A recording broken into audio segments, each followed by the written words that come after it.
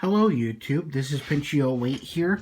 Apparently today is a very special day where we are taking a break from the content of Monster Jam as well as model airplanes and airports and moving back to model trains. And for the very first time, we are looking at a Bachmann Spectrum G-gauge locomotive. It is the 260 mogul named the Emma Nevada. So what do you say I give you a little history on this beautiful, beautiful locomotive? Now this locomotive is definitely a part of Walt Disney's history and his love for trains.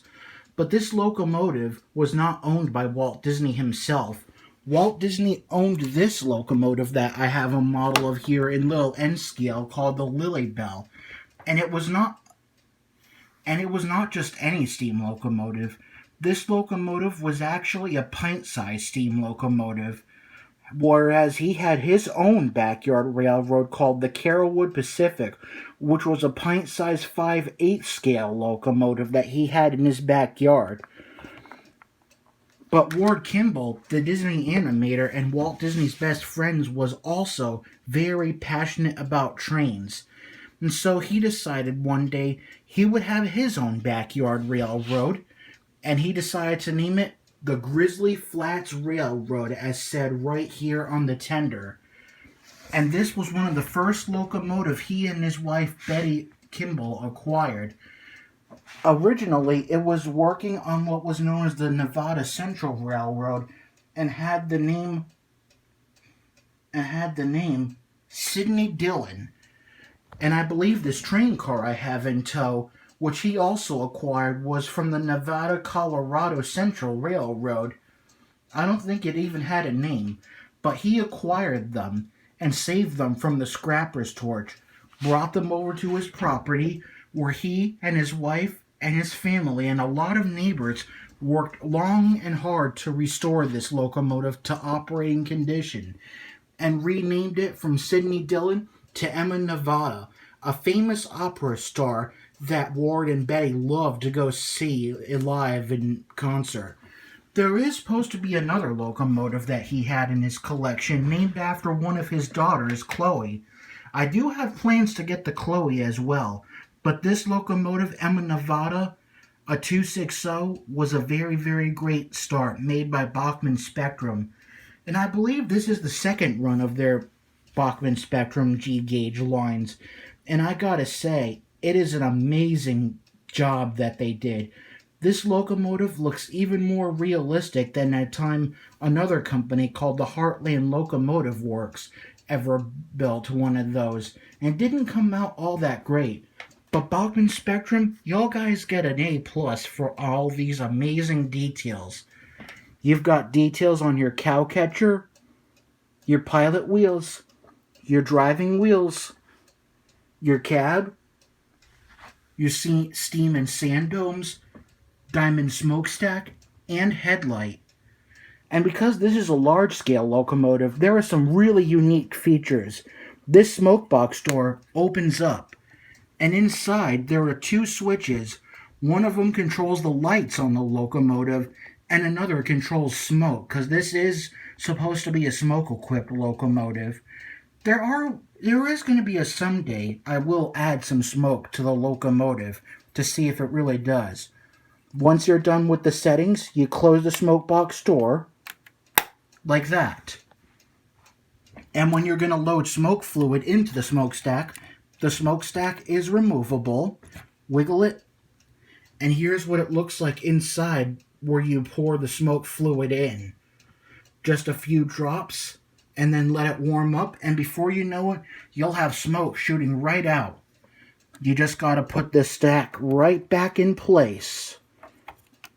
This is a little tricky to do on one hand. It clips on, just like that.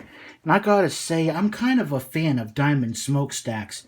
If you're ever on the Disney World Railroad, there are two locomotives that have diamond smokestacks, which includes the recently returned Lily Bell steam locomotive, which is actually modeled after this type of 260 locomotive. And then there's the one that recently got taken off of Walt Disney property for overhaul at Strasburg, named after Roger Brogy. in which I predict that locomotive will be back probably around 2023 or 2024. There are many other parts that can actually be removed and put back in place, such as this cap over here on the steam chest. And looking into here, you've got a small little knob that you can adjust the chuff rate if you ever added sound. Once you're done with that, the cap is easy to put in, just like that. And then this over here is a lubricating oil line over here, which is a lubricator that would automatically move oil from this pipe into the steam chest over to this piston pump, which would allow oil to easily make the piston pump move, and then connects to here, attached to all these drive rods and side rods, and that's what makes the engine go. And if you look very closely here on the side rod, you'll notice something a little unusual, such as this. This is an oil cup. This was a special spot where crews would actually add some alternate grease to the side rod bearings and the side rod crank pins using a grease gun. Also, since this is a very large-scale locomotive, after about 6 hours, they say, of runtime, it's a good time for you to also lubricate the locomotive yourself, from the side rods to the drive rods to even the bearings of each wheel. All you gotta do is put the locomotive on its side, and then you do the rest. This bell over here does swing back and forth. There's a ringer in the middle. And if you were to hear what the bell and whistle sounded like in reality, they're very beautiful. And up close over on this feature over here, there are some actual brake shoes over here. The Yamaha Nevada did have these. And while looking on the fireman's side, you've got the Westinghouse brake pump, which was used for air supply to use for the brakes on the locomotive. And a closer look inside the cab reveals some outstanding boiler backhead detail. We'll take a look at that very momentarily with the flashlight on this. But as we go to the tender, there is some very unique details to this tender too. Like these toolbox caps can be opened or closed and removable in case you had to do so. And these center springs on the trucks really are metal springs. And I love the brake chain detail over there because these really are chains. And if you looked a little bit closely over here, you will see that there actually is a brake shoe over here. Right here, this is where it is. That's the brake shoe right there. You have brake shoes on each side of the truck to help the locomotive stop. And believe it or not, this coal load over here is actually 100% removable if you had to do some maintenance on this locomotive.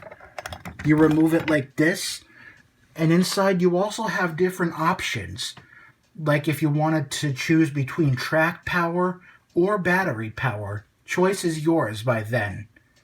When you're done maintaining or doing maintenance, just put the coal load back on like this. Let it fall. And then it clips into place like that. Just make sure these are clipped into place. And according to the history of this coach car, Ward Kimball even wanted to use this as a place to stow his little toy trains or model trains. But of course he ended up having his own building to do that, as this of course definitely became a passenger hauler. There is some great detail within this train car or coach car too. Like on this side, you've got the wood-burning stove that heats up the train car during the harsh winters, and that black box you see on the other side, well, this is what's known as a bathroom. If I were to easily show you the other side, it's actually fogged up to show you that it is a bathroom. After all, private business goes on in there. I'll probably show this to you once it's in action a little bit more. But other than that, I think this is an amazing acquisition that I've acquired. Even Jim Zim on YouTube definitely approves of it. Now, before we take this locomotive for a run or a spin, what do you say I show you the boiler backhead detail inside the cab? That's the best part.